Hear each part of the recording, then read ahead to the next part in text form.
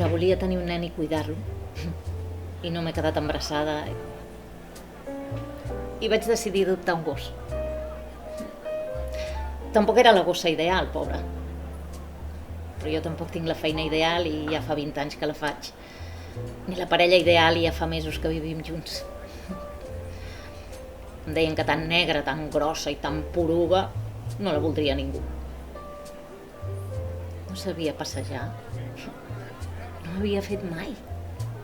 I tibava la corretja amb tanta força que s'escanyava. I un dia, com que tibava tant, vaig començar a córrer.